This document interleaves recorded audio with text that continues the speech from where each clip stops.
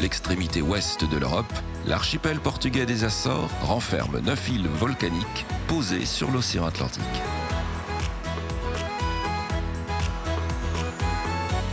Pour les découvrir, il faut prendre le temps de naviguer entre ces terres océanes. Aller à la rencontre de ses habitants, portugais d'origine et açoriens de cœur.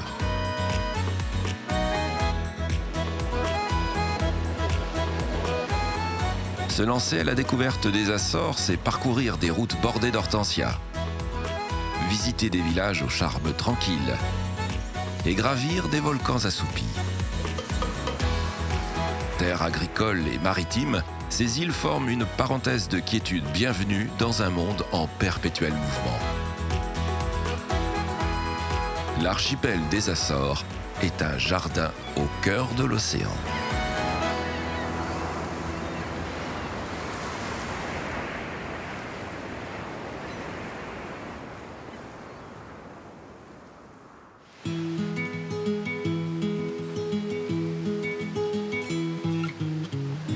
À 1600 km des côtes portugaises et à la même latitude que Lisbonne, l'archipel des Açores est connu pour l'anticyclone portant son nom. Cette région autonome du Portugal depuis 1976 est une véritable destination de choix pour un voyage hors des sentiers battus. Ces îles doivent tout à l'océan. Leur existence d'abord, car situées sur la dorsale médio-atlantique, elles ont émergé à cet endroit à la suite d'une intense activité volcanique sous-marine. Distribuées en 3 groupes répartis d'est en ouest, les 9 îles de l'archipel se trouvent également à la jonction précise des 3 plaques continentales, américaines, africaines et européennes. Leur paysage remarquable et leur climat subtropical, adouci par l'Atlantique, font des Açores une région où il fait bon vivre. Ici, des espèces des régions tropicales s'épanouissent aux côtés des plantes de zones tempérées. Le chrysanthème et le chêne européen côtoient le plant de café et la fougère arborescente.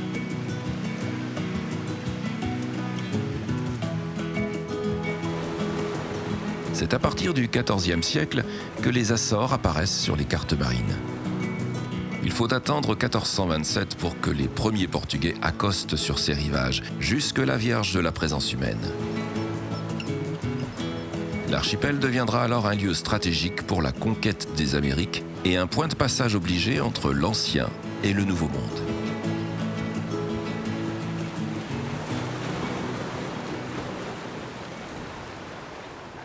Aujourd'hui, c'est dans les bulletins météo que ces îles sont le plus souvent citées.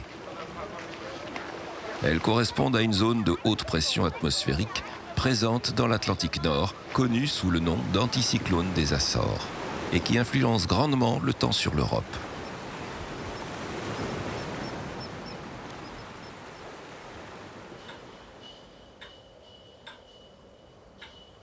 Officier de marine sillonnant les mers et féru de sciences, le prince Albert Ier de Monaco s'intéressait particulièrement à la météorologie. À la fin du XIXe siècle, avec l'essor des transports, les besoins en relevés ne cessent d'augmenter. C'est sous son impulsion que sera posée en 1901 la première pierre de l'observatoire météorologique d'Horta, sur l'île de Fayal.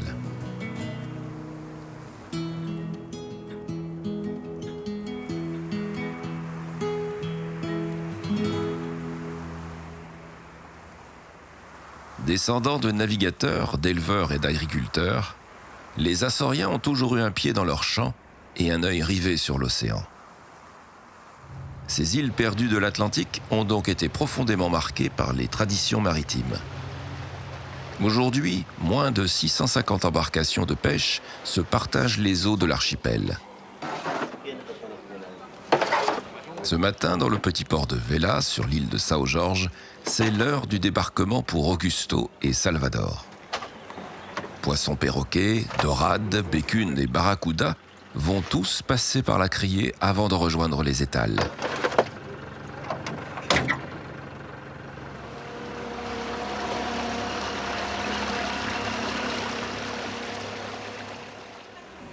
Au marché aux poissons de São Miguel, les thons jaunes trônent aux côtés des sardines, très prisées par ici.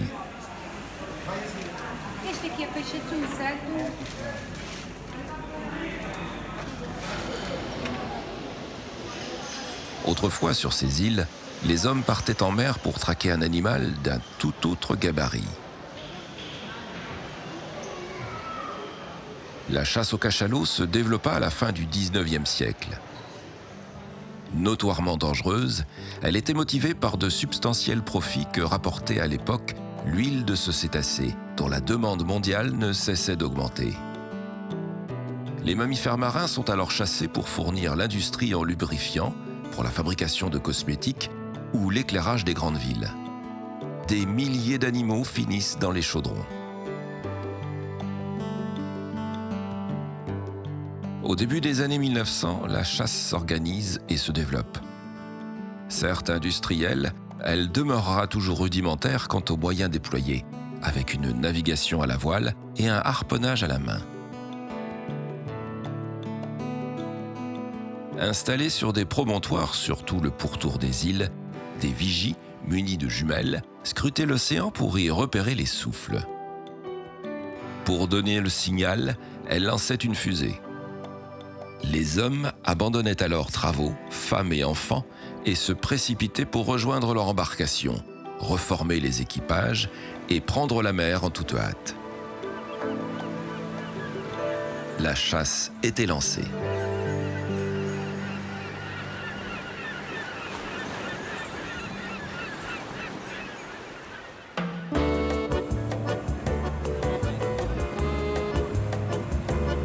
Sur la côte sud de l'île de Picaud, c'est jour de fête dans le petit village de Lagesse. Chaque année, la fête des baleinières met à l'honneur ces embarcations typiques. Après l'arrêt de la chasse au cachalot, le club nautique de Lagesse est devenu le dépositaire d'un important patrimoine nautique. C'est lui qui se charge d'organiser les compétitions du jour.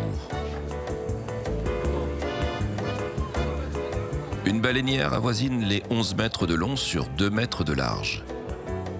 Avec sa voilure aurique, c'est un bateau qui file à vive allure, rapide, léger et très manœuvrable, à la voile comme à l'aviron.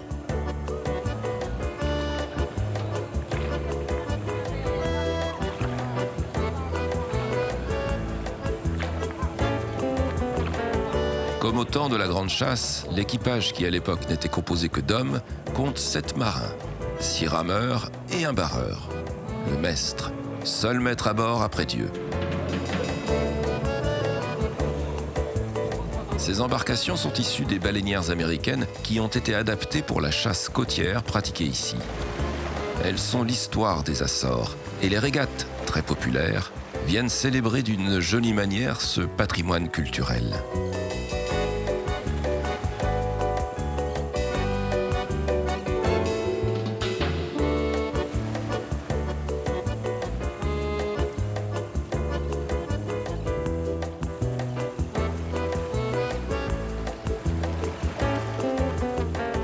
Comme chaque année, c'est sous le patronage de Notre-Dame de Lourdes que les baleinières vont aller en mer pour la bénédiction.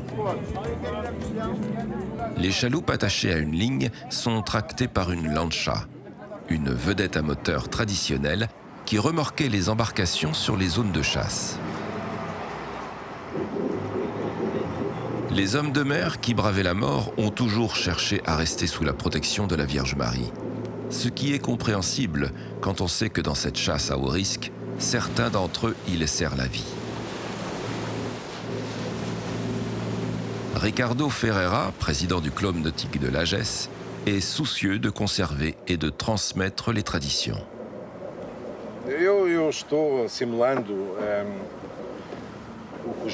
Je reproduis les gestes que les baleiniers faisaient dans le passé. Car ce soir, Notre-Dame de Lourdes sera approchée à la proue de chaque baleinière pour que les hommes présents fassent un nœud au pied de la Vierge et versent une promesse de don.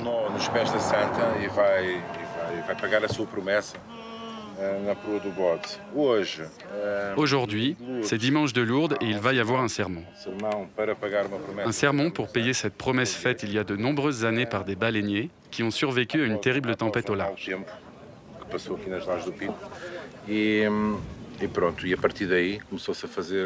Nous continuons donc à faire le sermon, comme celui qui se déroulera en fin d'après-midi dans la région de Pesqueira. Les traditions perdurent.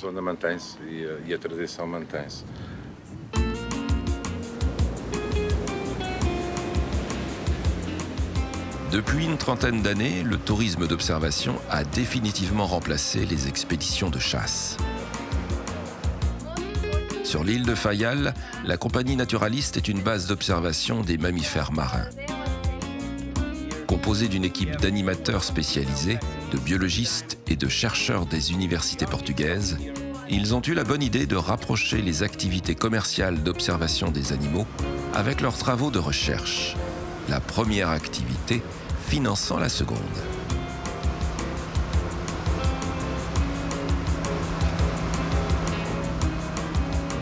Après une courte navigation sur une mer d'huile, les premiers cachalots sont repérés en surface. C'est leur puissant souffle orienté sur le côté qui trahit leur présence. Ces baleines à dents ne possèdent en effet qu'une seule narine, orientée sur l'avant gauche de leur énorme tête.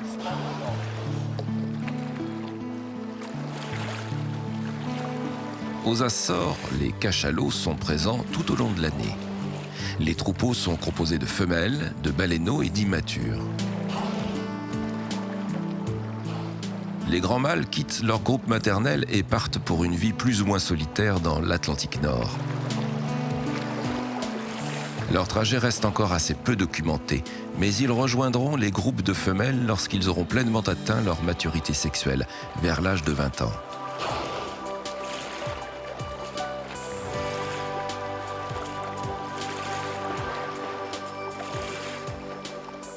Après un long moment passé à somnoler en surface, les animaux partent s'alimenter dans les abysses. Pour cela, ils sondent jusqu'à 1000 mètres de profondeur pour débusquer les calmars géants dont ils se nourrissent. Une apnée de 45 minutes.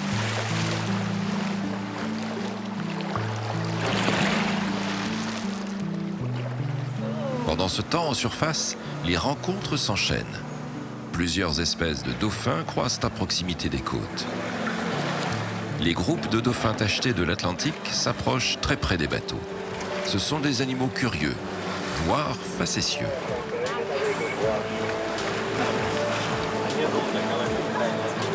Avec un comportement très différent, leurs cousins bleus et blancs sont des animaux taillés pour le large, qui gardent leur distance avec les hommes. Des groupes de plusieurs dizaines, voire de centaines d'individus sont observés.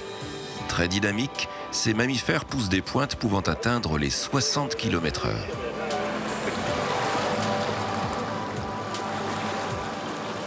Sur le retour, ce sont les grands dauphins qui accompagnent le bateau. Très sociables, joueurs et proches des hommes, ce sont les stars de la sortie.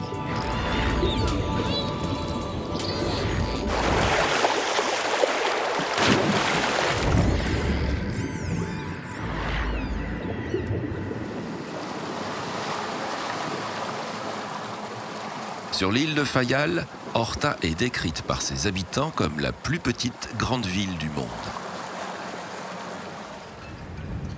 Connue de tous les navigateurs à la voile qui traversent l'Atlantique, c'est l'escale incontournable du voyage. Lieu de ravitaillement, de réparation et de retrouvailles, Horta remplit son rôle de port d'escale. Une tradition a vu le jour sur ces quais. Des marins qui y accostaient ont souhaité laisser une trace de leur passage. Ils se sont pour cela improvisés artistes peintres. Sur la marina, l'usage des pinceaux s'est donc largement répandu et chaque équipage qui y accoste se plie désormais volontiers à l'exercice. Face à la mer, un établissement attire les regards. C'est le Peter Café Sport, une véritable institution à Horta. Ouvert il y a un siècle par Ernesto Azevedo, ce café est connu de tous les navigateurs comme le quartier général des marins de l'Atlantique Nord. Rien que cela. Café, restaurant, approvisionnement, service de change et poste restante ont fait de cet établissement une escale mythique pour les marins au long cours. Après avoir été tenu de nombreuses années par Peter, le fils d'Ernesto, c'est aujourd'hui José, le petit-fils, qui tient la boutique. C'était pour mon père aussi très important. Toute l'ambiance de Café Sport, et à cette époque, avec les marins, c'était très spécial. Une entreprise familiale bâtie depuis 3 générations et qui conserve le souvenir des marins qui y font escale. Cette photo, c'est à Barly, mon père, du Café Sport. Ça, c'est la dernière fois qu'il était là. Il faisait une photo de la première fois qu'il était là et la dernière fois qu'il était là. Au second étage du café, des œuvres un peu particulières d'artistes anonymes, pour la plupart baleiniers, sont exposées dans un petit musée. On y découvre les scrimshaws, des gravures sur dents de cachalot. Scrimshaw, c'est un nom que tu ne peux pas traduire pour portugais, pour français, pour une autre langue. Ce n'est pas possible. Et il y a 2 explications pour ce nom. Les Anglais et les Américains, ils aiment dire que c'est 2 noms américains, scream, c'est le bruit, et show, qu'est-ce que tu vois après. Moi, je ne suis pas d'accord et je n'aime pas cette explication. En Hollande, il avait un vieux nom qui dit scrimshaw, ça veut dire paresseux, la personne qui ne doit pas travailler. Et c'est vrai que quand tu fais un scrimshaw, tu ne bouges pas beaucoup. Tu es assis avec un dent sur la main, une autre pièce de métal, et tu graves les dents tout doucement. Et ça prend du temps pour faire ça. Je préfère cette explication.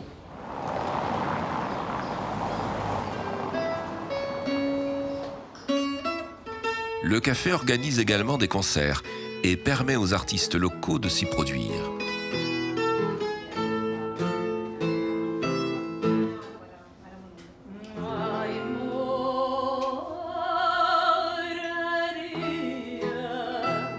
Originaire de Fayal, Raquel Vieira chante depuis son plus jeune âge le fado, ce genre musical mélancolique typique du Portugal.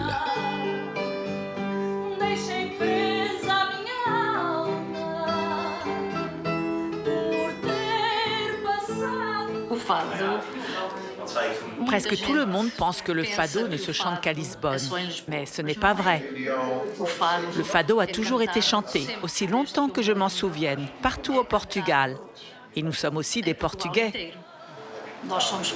Depuis toujours, depuis que je suis petite, je me souviens avoir chanté du fado.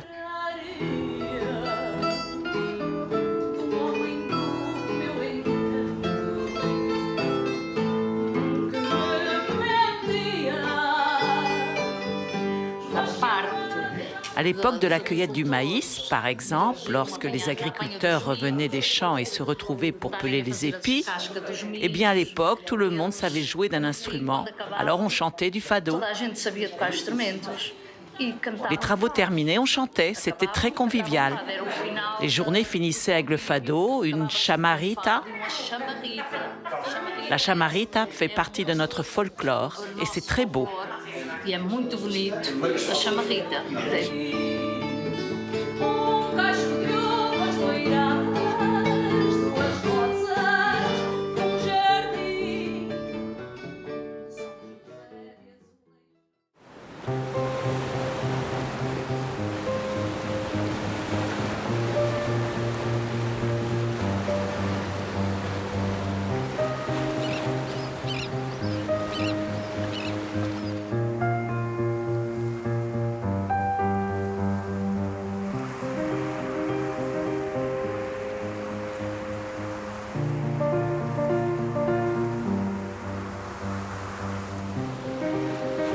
Les origines volcaniques de l'archipel sont manifestes. Chacune des îles en porte les stigmates. La dernière manifestation volcanique remonte à 1957. Cette année-là, une éruption sous-marine fit surgir un îlot au large de Fayal et bouleversa la physionomie de la pointe de Capelinos.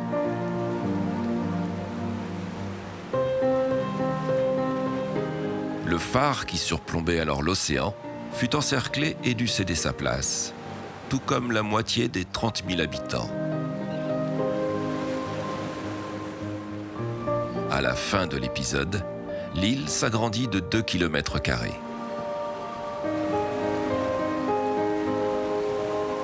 Proche de Fayal, l'île de São Jorge en impose. Véritable navire de pierre de 50 km de long sur 7 de large, ces falaises sont de véritables remparts naturels partant à l'assaut du ciel.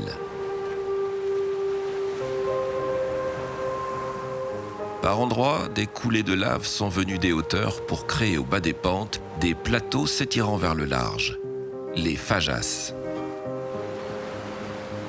Le long du littoral, on dénombre plus d'une cinquantaine de ces formations, dont l'appellation portugaise n'a pas véritablement trouvé de traduction.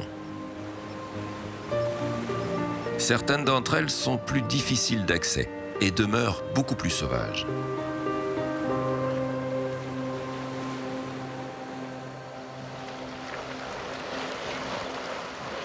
Si les manifestations volcaniques sont encore visibles, elles ne représentent pas de réel danger. Tout au moins dans l'immédiat. Les Açoriens pragmatiques ont même appris à en tirer avantage. Sur l'île principale de São Miguel, Furnas est connu pour ses sources chaudes.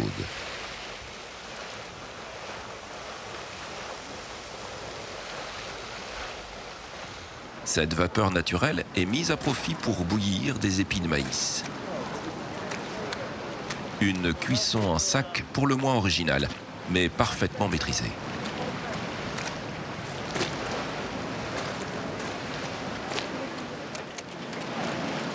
Déguster chaud, c'est un vrai régal.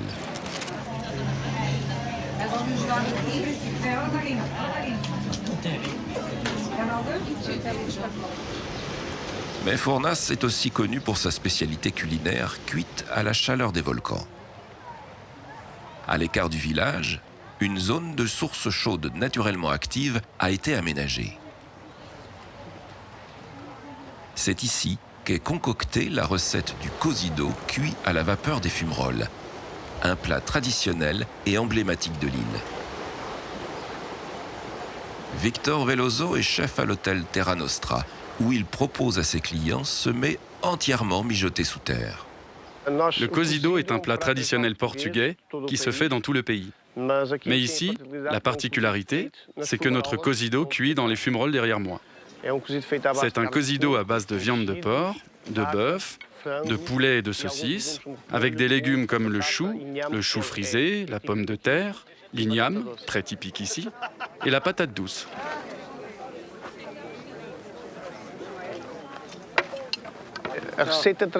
Notre recette traditionnelle à Furnas existe depuis une cinquantaine d'années. La cuisson prend habituellement entre 6 et 8 heures, mais dépend beaucoup de la saison. S'il pleut, s'il fait plus chaud. Mais en moyenne, il faut 6 à 8 heures pour cuire le cozido.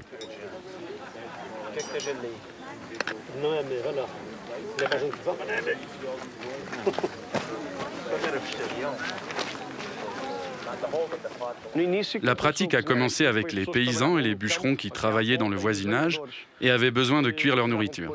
Ils la plaçaient dans les trous, partaient travailler, et lorsqu'ils revenaient, la nourriture était cuite. Le véritable tour de force, c'est qu'après 7 heures de cuisson dans les calderas, chaque ingrédient dans le faitout est parfaitement cuit et sans ajout de matière grasse.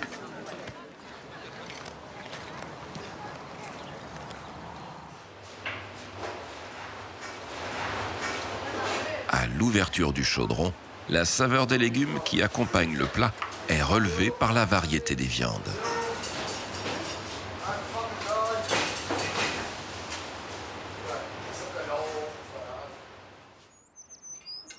Et la qualité du cozido est à la hauteur de la réputation du chef. Excellente.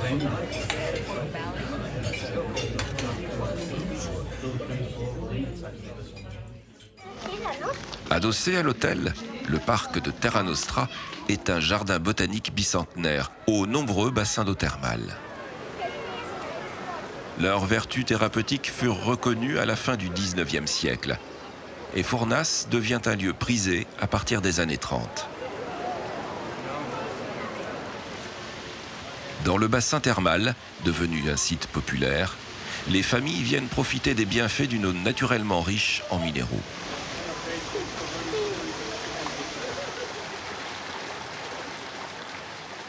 En parcourant les allées du jardin, on peut y observer des fleurs de langose et de grandes fougères arborescentes sous les tulipiers de Virginie et les érables du Japon. Certaines plantes sont très impressionnantes. C'est le cas de la Victoria cruziana d'Amérique du Sud. Sa spectaculaire feuille flottante peut mesurer 2 mètres de diamètre et peser jusqu'à 6 kilos.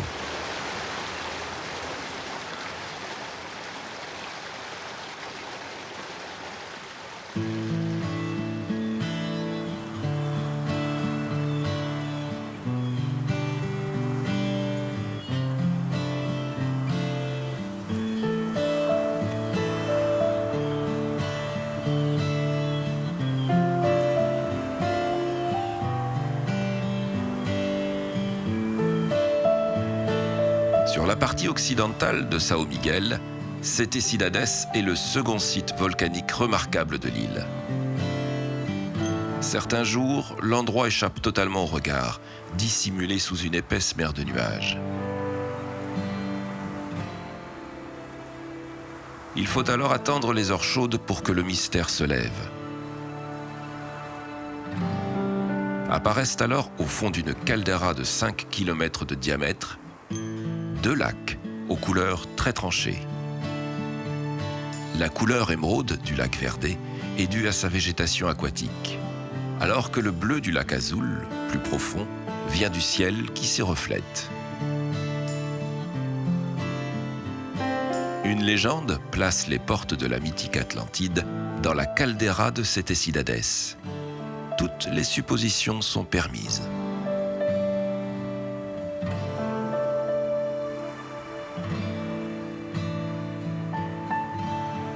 Mais le maître incontesté de l'archipel se situe à moins d'1 heure de vol de São Miguel.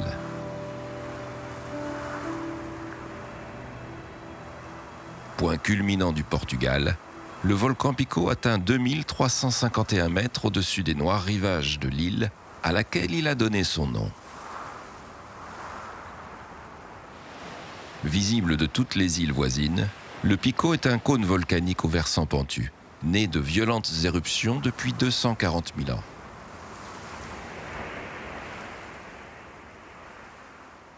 Ces pentes sont couvertes d'une végétation endémique.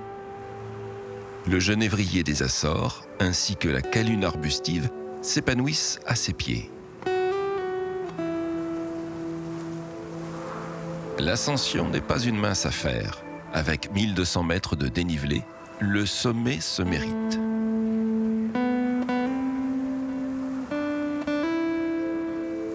Les dernières manifestations du volcan datent de 1720. Autant dire hier à l'échelle géologique. Pour le moment assoupi, le monstre reste sous étroite surveillance, car les scientifiques sont formels. Le Pico se réveillera.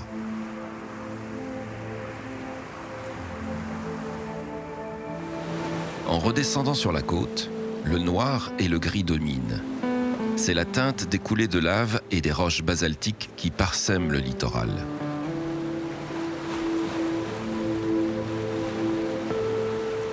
De vastes champs de lave font penser à la croûte d'un biscuit un peu trop cuit.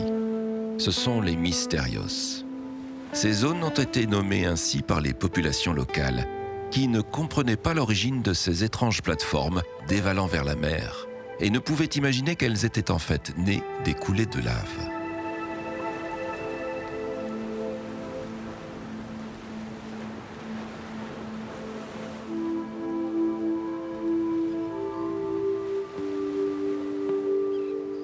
Au sud-ouest de l'île, ce paysage s'organise autour de murets, montés en pierre de basalte, et qui délimitent un nombre presque incalculable de parcelles. Nous sommes au cœur de l'un des décors les plus typiques des Açores. Inscrit au patrimoine mondial de l'humanité par l'UNESCO, ce paysage abrite les zones viticoles de l'île de Pico. car ici, contre toute attente, on cultive la vigne et l'on est fier de produire un vin poussant sur cette terre de lave. Manuel Ribeiro Cozès est le directeur du Centre d'interprétation des paysages et de la culture de la vigne de Pico. Sur l'île de Pico, le vignoble est planté directement dans les dalles sur la roche. Mais face à l'absence de sol, la vigne est placée dans les crevasses entre les pierres.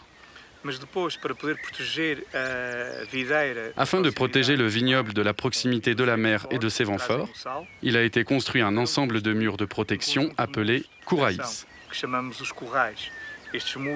Ces murs en pierre de basalte noir empêchent que les embruns chargés de sel et les vents ne détruisent la vigne. Ainsi, les vignes sont toujours à l'abri près du sol et grâce aux murs, elles reçoivent la chaleur absorbée par le basalte qui la libère ensuite progressivement tout au long de la journée. De ce fait, les grains de raisin obtiennent plus de sucre grâce à ces conditions uniques.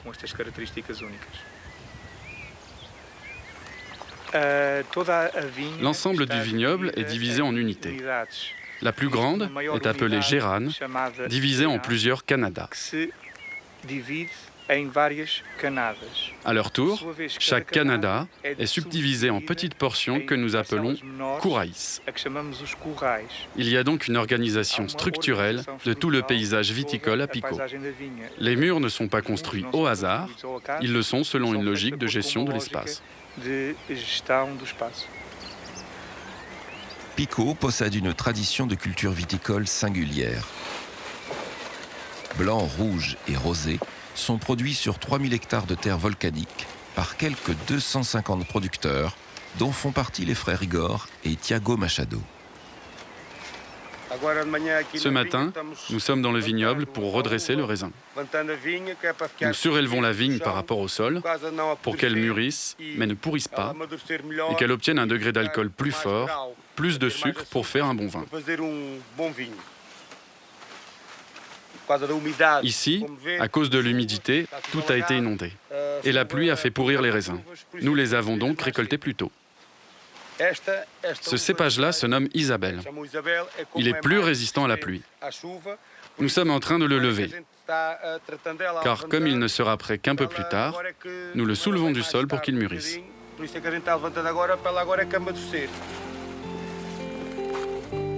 Dans la seconde moitié du 19e siècle, l'épidémie de phylloxéra détruisit tous les ceps de verre de l'eau. Aujourd'hui, il est à nouveau cultivé. Et si certaines bouteilles sont exportées, la majeure partie de la production est consommée sur place. Mais toujours avec modération.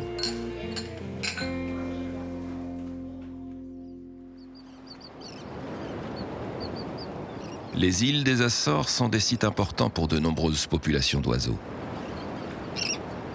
L'une d'elles est suffisamment rare et fragile pour qu'elle fasse l'objet d'un programme de conservation. Localement dénommé Kagarou, le puffin cendré est un modèle réduit de l'albatros hurleur des mers du Sud.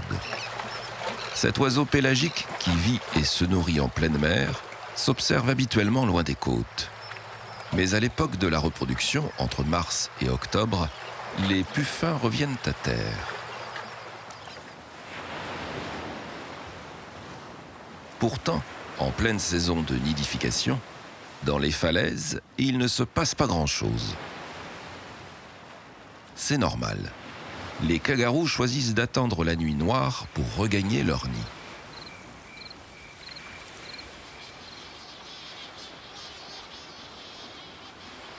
Bien sûr, lorsque le soleil est couché, on ne voit absolument rien. Par contre, on ne tarde pas à en avoir plein les oreilles.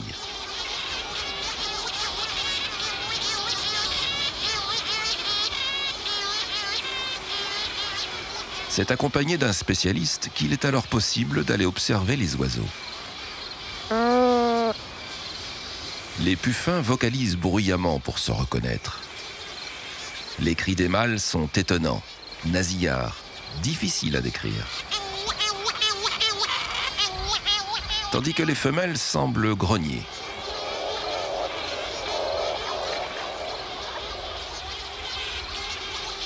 Dans les terriers, les jeunes attendent le retour des parents. Le couple qui a laissé son unique petit durant la journée revient à terre chaque nuit pour le nourrir et passer quelques heures avec lui. Il en sera ainsi jusqu'à la fin de l'été, jusqu'au moment où les adultes abandonneront définitivement leur progéniture, laissant seuls les jeunes face à leur destin de kangourou.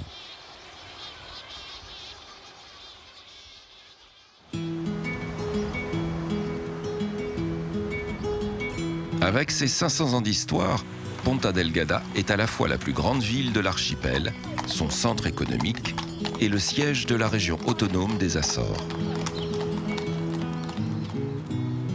Petit village de bord de mer, elle changea de statut après le terrible tremblement de terre de 1522, qui raya de la carte la ville voisine de Franca do Campo, alors capitale historique. Située sur la côte sud de São Miguel, la cité a prospéré grâce à la position de son port, qui accueillait les navires de commerce revenant des Amériques ou d'Asie. Ville toujours prospère, Ponta Delgada est très agréable à vivre. Sur le front de mer, les Portas do Mar, les portes de la mer, forment une esplanade longue de 2 km nouvellement réhabilitée. Terrasses de café et restaurants au bord de la marina en font un lieu très animé à toute heure.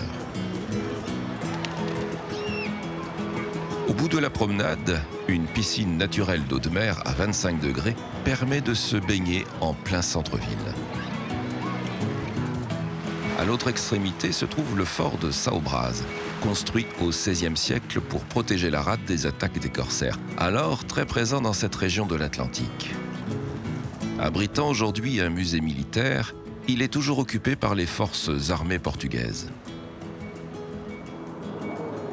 Véritable symbole de Ponta Delgada, les portes aux 3 arches donnent accès à la vieille ville. Surmonté d'une couronne royale et des armoiries de la ville, l'édifice qui était à l'origine sur les quais a dû être démonté puis reconstruit sur la place Gonçalo Velocabra, du nom de l'explorateur portugais qui le premier reconnut et cartographia les Açores. À quelques dizaines de mètres des portes, la cathédrale de Saint-Sébastien date, elle, de 1545. Construite à l'emplacement d'une chapelle, elle est à l'image des autres bâtiments de style baroque dans la ville, blanchie à la chaux et surlignée de basalte noir. Une pierre calcaire fut toutefois utilisée pour le monumental portail de style manuelin. Absente dans l'archipel, la pierre blanche dut être acheminée depuis le Portugal. Ostentatoire, la façade affiche clairement le pouvoir de l'époque et devait contribuer à impressionner quiconque débarquant dans l'île.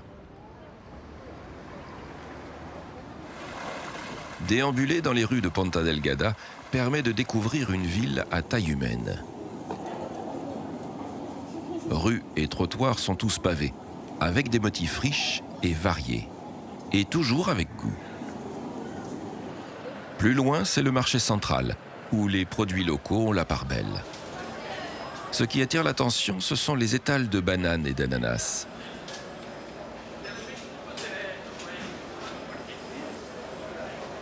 Le climat doux et l'ensoleillement des Açores permettent en effet leur culture.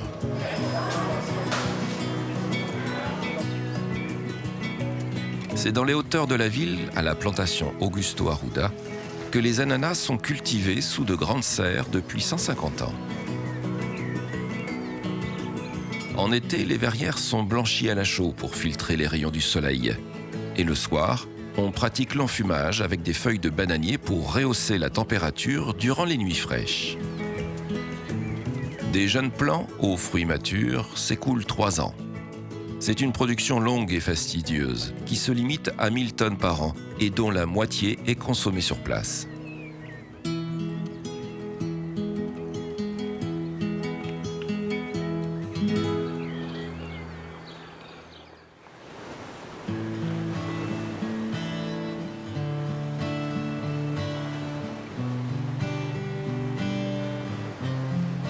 À la fin du XIXe siècle, le commerce des oranges, alors prospère sur l'île, chute brutalement en raison d'une maladie de ces arbres fruitiers. Les terres particulièrement fertiles et la douceur du climat permirent le développement de nouvelles cultures, parmi lesquelles celle du thé. Ce sont aujourd'hui les seules terres d'Europe où cette culture est pratiquée de manière commerciale. Il faut se rendre sur la municipalité de Ribeira Grande, au nord de l'île de São Miguel, pour rejoindre les plantations. 2 seulement subsistent à ce jour et entretiennent un savoir-faire dont les techniques n'ont quasiment pas évolué. L'une des fabriques est tenue par José Antonio Pacheiro.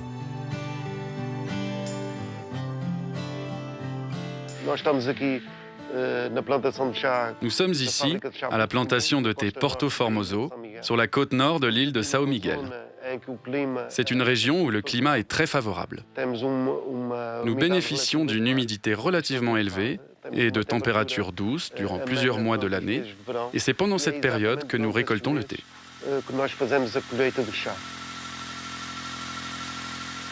Le processus de fabrication que nous avons à l'usine de thé Porto Formoso est traditionnel et suit 5 étapes de fabrication. La feuille est récoltée, puis stockée à l'usine environ 18 heures pour perdre son humidité. Elle devient alors plus souple et malléable. Ensuite, elle est roulée mécaniquement pendant 35 minutes. Suite à cette étape, nous laissons la feuille s'oxyder durant 3h30. C'est ce que nous appelons le processus de fermentation. Lorsque la feuille prend enfin une teinte cuivre et brunâtre et obtient un arôme particulier, nous procédons au séchage. Le séchage prend 20 minutes à 90 degrés. Pendant tout le processus, aucun produit n'est ajouté, ni aucun additif. Nous produisons un thé entièrement biologique. Les jeunes pousses, qui ont une concentration plus élevée de caféine et de polyphénol, donneront un thé avec un arôme plus intense et un goût plus fort.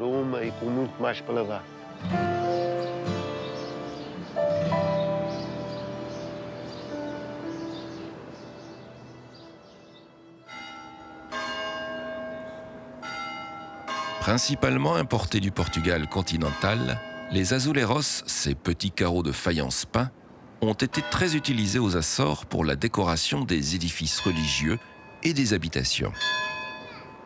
Il faut toutefois attendre la fin du XIXe siècle pour qu'apparaissent les premières fabriques locales.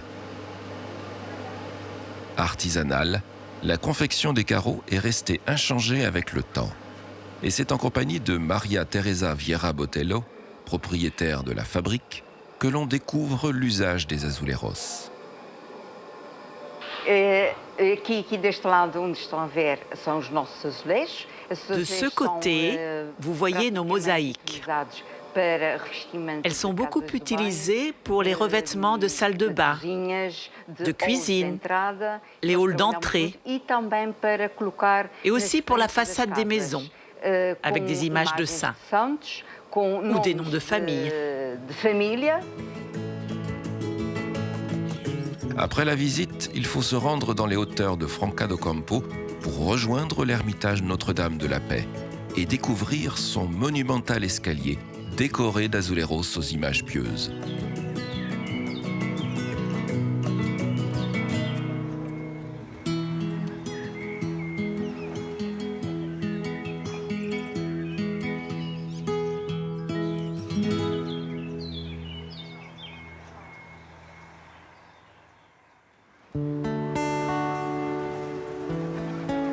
Seconde plus grande ville de l'archipel, Angra do Heroísmo est la capitale de l'île de Terceira, la 3e île à avoir été découverte.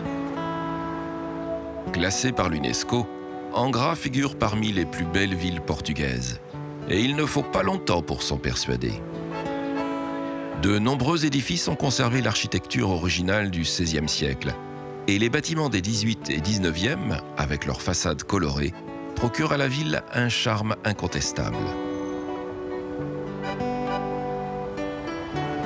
Très noble, loyale et toujours fidèle, telle est la devise de la ville. Elle souligne l'importance jouée par Angra dans l'histoire du Portugal. Elle en fut la capitale à 2 reprises.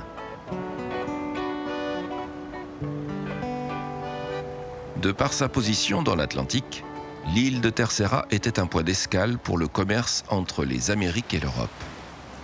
Très convoitée pour les richesses qui y transitaient, elle essuya de nombreuses attaques.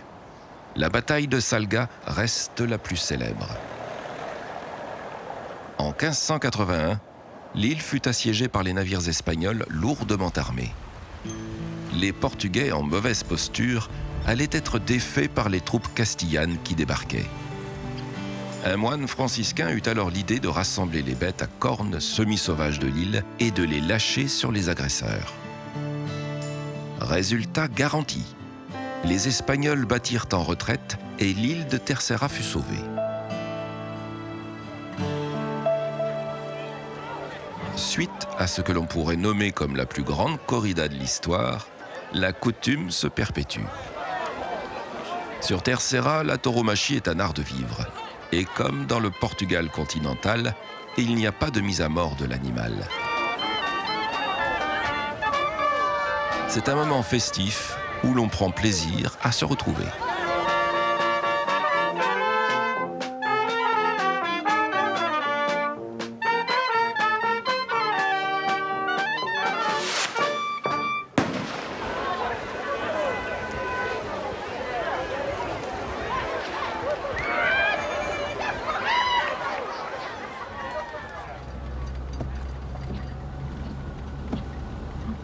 Antonio Ferreira élève ses bêtes sur les terres familiales, dans les hauteurs de l'île. Notre élevage comporte plusieurs activités, mais l'activité principale, c'est la corrida à la corde. Pour cela, nous avons plus d'une centaine de vaches allaitantes réparties dans 4 troupeaux. Nous avons une très bonne réputation à Terceira, héritée de mon beau-père, connu pour sa ferme d'élevage, José Albino Fernandez, car nos taureaux ont un comportement un peu différent des autres élevages. Ils sont tous corpulents et vigoureux, ce qui plaît particulièrement aux aficionados de Terceira.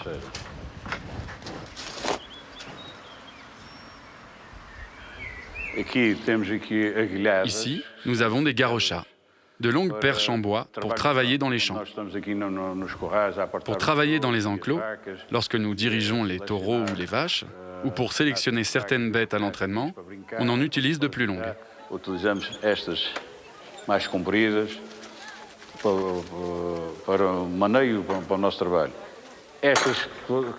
Et celles-ci servent à la sélection des vaches de la corrida traditionnelle.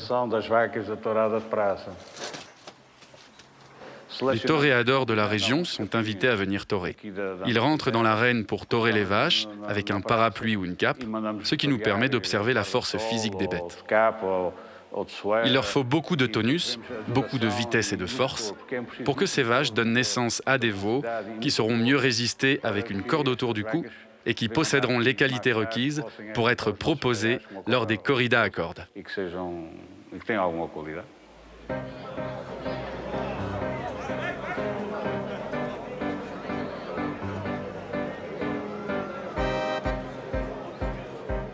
Si la tauromachie est une fête populaire partout aux Açores, elle s'exprime plus intensément à Terceira. De mai à octobre, y sont organisées plus de 200 corridas à cordes traditionnelles. Obéissant à des règles très strictes, ces corridas ont lieu dans les rues des villages où les habitants ont au préalable pris bien soin de protéger portes et fenêtres.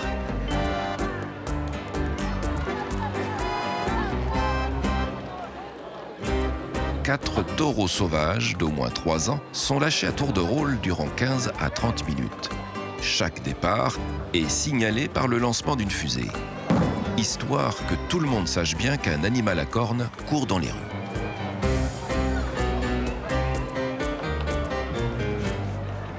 Attaché à une longue corde, le taureau est plus ou moins contrôlé par 2 groupes d'hommes. Ce sont les pasteurs. Ces garçons ont un rôle crucial, car ils assurent la sécurité des participants et font en sorte que l'animal ne dépasse pas certaines limites. Ainsi, chacun peut venir librement se confronter à l'animal.